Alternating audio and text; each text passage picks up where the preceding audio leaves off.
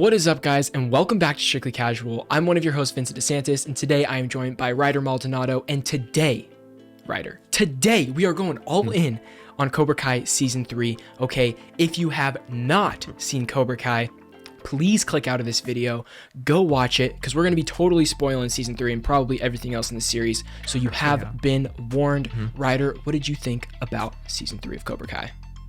Starting off, I think this season was a great build-up. You know, I really felt like the whole time watching it, we were going to get to the big ending, and it was going to be another duel, like the high school fight in season 2. And I thought it was, there was going to be a big payoff. But come the last episode, last 5 minutes, it's like, LaRusso and Johnny got Crease right at their hand. Boom, cut it off. You're coming back for season 4. You know, of course, a total build-up. The whole season was an awesome build-up.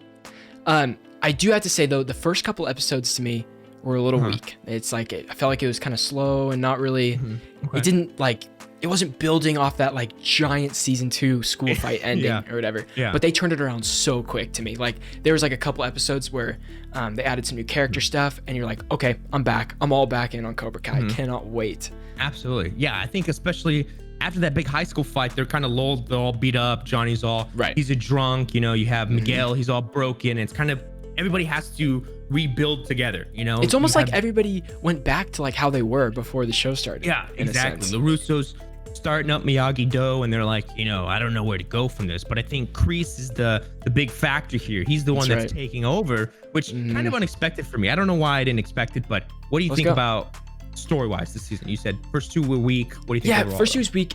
Overall, loved it. Let me tell you, dude. I think that there were moments in this season that I was like almost on my feet. I was like, let's go. Let's go, dude. It does that, yeah. The fights, some of the character moments. So Hawk, for instance, had an amazing redemption arc. Hawk is a complete asshole in this season. He breaks Dimitri's arm. Okay. Yeah. That's he's right. I know. Absolutely relentless. Relentless to these people. But at the end, he just turns it all around, and we'll talk about that house fight in a little while. Absolutely, but Hawk may be the best character in this season because you really hate to see him be evil, but you love to see him redeem himself in the end. Absolutely. Dude. See, when it comes to me, story-wise, I'm gonna say this whole season really broke down the characters and who they were, like you said, with Hawk and Dimitri and some of the younger characters, along with Johnny and LaRusso. You have him going to Okinawa and going back to his roots of Karate Kid 2, and seeing Chosen and Kimiko, and more character stuff later on. But, they really get into who they are and why they do karate and why they need to kind of join together to take on Crease. And I think it was so good. It was such a smart play for the season.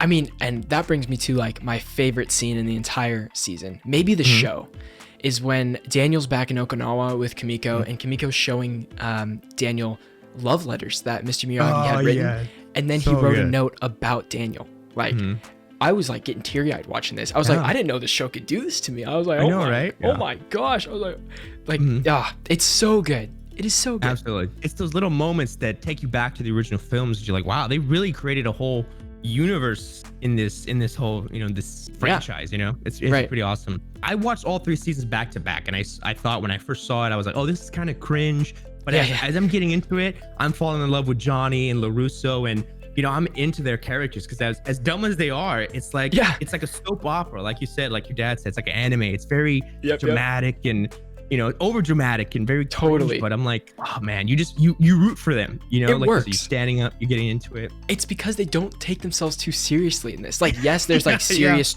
there's like serious moments in this and stuff. They're not being so serious where nothing's funny or like anything like that. So I think they nail it. There's a vibe here in the show, and they absolutely nail it. I mean, we can get more into characters now, I guess. That reminds me of Amanda, right? Amanda feels like the most grounded character in this whole show. Because I remember like in probably season 1 or season 2 or even Amanda now, is Daniel's wife. Yeah, Amanda's Daniel's wife, and she was all when Daniel and Johnny were there about to fight, in one of the scenes, she's like, okay, what are you doing? It's like, you guys get over a third. You're not in high school anymore. It's so funny that in the 80s, you can make a cool Karate Kid film, but now it's like y'all are grown men. There's lawsuits. Even Amanda's there, kind of speaking to the audience, telling you this is dumb. This is dumb. Exactly. Karate. And the best part is she's awesome. the show makes you see Amanda's point of view and Daniel and Johnny's point of view, and they're both believable. You're like, all right, this is fine, like, whatever it is. And then, oh man, there was another character more when LaRusso was in the PTA meeting.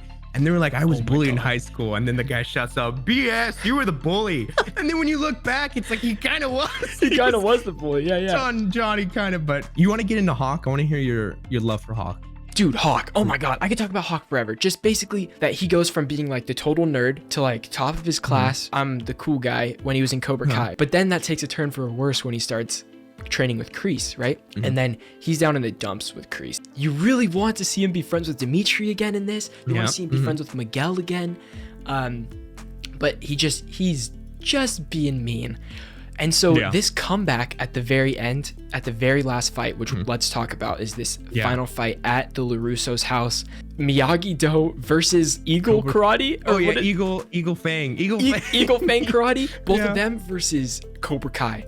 And it is awesome, dude. The long take one shots are so impressive in this show. One takers, it looks so cool. The action, the choreography is just so good. Seeing like our favorite characters get absolutely beat on by Cobra Kai is awful, but seeing Hawk be like, hurt by his friends, comes in, feels so good. It feels so good. Absolutely. There's a lot of redemption arcs, you know, and then you got Dimitri as well, which when we first met him, I hated this guy. Me too. Could not stand him. Like a chump. He was like, I don't really care about karate. Like, this is kind of dumb. Can I do no combat? And it's like, dude, come on, man. Right. But I think now that he, especially after the end of season 2, when he kind of finally, I think he punched Hawk right into the trophy case, and he's he's a cooler guy. He's a lot nicer, and he doesn't put up with the BS of Cobra Kai. He really doesn't care for it, you know. And now he has the girl. He got the most popular girl, really. That's right. I forgot about that. It's a cool little arc for him. It's like you root for him. You're like, yeah, Dimitri. Yeah, Miguel too. So it's a rough start to the character when your character is like paralyzed. That situation helped him and Johnny grow as characters too throughout the show. So Johnny helping Miguel is like, that was awesome. It's totally fun to see. The concert scene where he starts tapping his foot and stuff. I love that. That was tons of fun. That's pretty cool.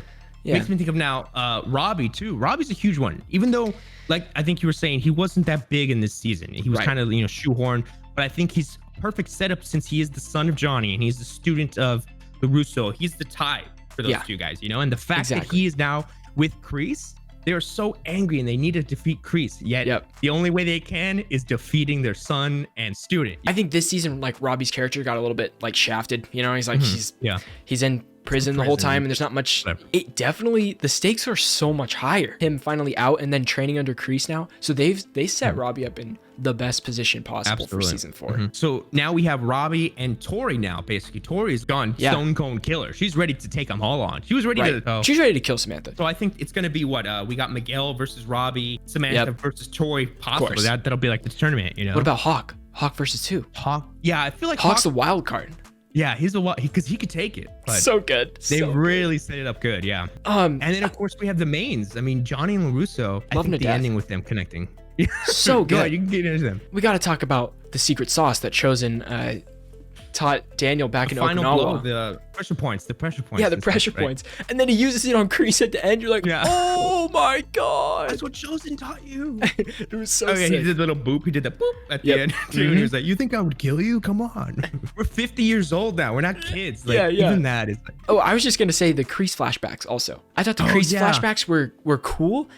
I don't know if they were like 100% necessary. I think I liked the last one where they're like fighting with the snake pits. Like, okay, that's the origin of Cobra Kai. Like that's cool. Yeah. But some of them felt a little unnecessary. It's weird. Yeah. Very unnecessary. Absolutely. I think the big setup here, I guess we can kind of get into what we hope for the future. Of season 4 and season 5 is they're kind of preparing Terry, which Terry is, Terry from Cobra Kai 3 was the friend. And he, I think, taught LaRusso in Karate Kid 3. He went to him. So I think when he called up his friend, he said, hey, buddy, long time no speak. It looked like... For Crease's friend? Crease's friend. Like his old army friend. Yeah. Yeah, his old army friend. So I think that was the kind of build up for that. So I think what's going to happen is that's what'll probably be maybe season 5, 6, like a story there somehow, you know? How long do you think this show's going to go? Because right now I think they have no plans of stopping. Like, obviously, they're at the top of the world right now in popularity, all that stuff. I think... this next season will be big. Like, maybe it feels like the climax to the show. Good finale, absolutely. As season 4. Yeah. and then maybe we have like a come down season, and then they end it or something like that. Like maybe like 5 seasons, solid show. 5, yeah, I think 5 or I don't want it to overstay its welcome. Yeah, absolutely. Depending on how they, if they introduce more people like Terry and other people to, spin off. If they defeat Crease, I don't know how Crease can be like, we're starting a new thing. Like, who's the new villain or what's next? Done. Yeah, it'll be done in this season. I feel like the build-up is going to be to the final tournament. Yeah. But somehow you guys got to get us in for a 5 and a 6. You know what I mean? And you know what?